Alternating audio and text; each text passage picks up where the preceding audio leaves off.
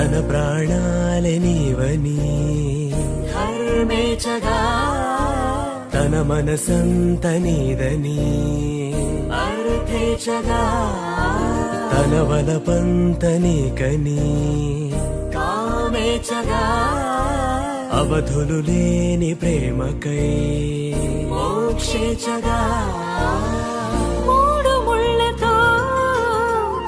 7 అడుగుల అగ్ని సాక్షిగా ఇద్దరు ఒకటిగా మారగా